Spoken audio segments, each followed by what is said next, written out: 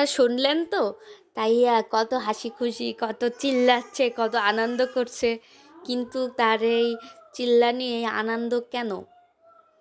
চলুন আজকে সেটাই শেয়ার করি। সো হ্যালো এভরিওয়ান, আসসালামু আলাইকুম।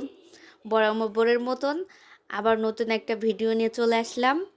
আজকে তাহিয়া চলে যাচ্ছে তার গ্রামের বাড়ি মাটির টানে।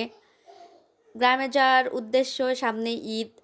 ঈদে গ্রামের সবার সাথে, তার দাদু নানুদের সাথে ঈদটা উদযাপন করবে, তাই সে চলে যাচ্ছে। বরাবরের মতন এবারও আমরা ট্রেনেই যাত্রা করব। ট্রেন ভ্রমণটাই আমার সেফ মনে হয়, আর তাইও অনেক উপভোগ করে, যে কারণে আমরা ট্রেনেই সবসময় যাতায়াত করার চেষ্টা করি। আমরা প্রায় প্ল্যাটফর্মে চলে এসেছি। কমলাপুর রেলওয়ে স্টেশন থেকে আলমডাঙ্গা পর্যন্ত যাব, দেন ওখান থেকে আমরা কোনো ইজি বাইক নিয়ে বাসা পর্যন্ত চলে যাব। দেখুন, তাহিয়া এই সময়টুকু খুব উপভোগ করে, সে অনেক মজা নিচ্ছে বাবার সাথে। আমরা চলে এসেছি প্রায়, ট্রেনে উঠবো।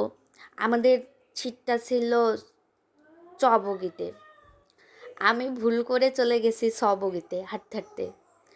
পরে ওরা আমার জন্য অপেক্ষা করছে, পিছন থেকে ডাকছে। চারিপাশে এত আওয়াজ ছিল, নয়েজ ছিল, যে আমি ওদের কথা শুনতেই পারিনি। দেখেন আমি চলেই যাচ্ছি। পরে যাই পিছন দিকে তাকিয়ে দেখি ওরা নাই। আমি কই ওরা? পরে দেখি ওরা ওই চ বগিতে। আমরা এসিতেই যাতায়াত করি, কারণ এসিতে কী হয়, চারিপাশে বদ্ধ থাকে, আর গরমের ভিতরে ঠান্ডা থাকে, কোনো আওয়াজ আসে না। ওইটাই ভালো লাগে, রিল্যাক্সেবল লাগে। আর তাই একটু হাঁটাচলা করতে পারে, এসির ভিতরে অত গ্যাদারিং থাকে না। দ্যাটস ওয়াই আমরা সবসময় এসিটাই ব্যবহার করি। এই যে আমরা চলে যাচ্ছি আমাদের সেই কাঙ্ক্ষিত সিটে। তাই হ্যাঁ, একটু খুশি, কারণ একটু মনটা খারাপ ছিল যে যে হচ্ছে ও এত সকালে ঘুম থেকে ওরে উঠাইছি, ঘুমই ভাঙিনি। তারপরেও আবার একটু মন খারাপ ছিল। প্রথমে ভাবছে যে বাবা থাকবে, বাবা আছে, বাবা তো সাথেই যাচ্ছে। ওর বাবা আমাদের আসলে এগিয়ে দিতে আসছিল। পরে যখন বুঝতে পারে যে না, বাবা এখন চলে যাবে, তখন ও একটু মন খারাপ করেছে। একটু না, অনেকই মন খারাপ করেছে। তখন একটু কান্নাকাটিও করছে।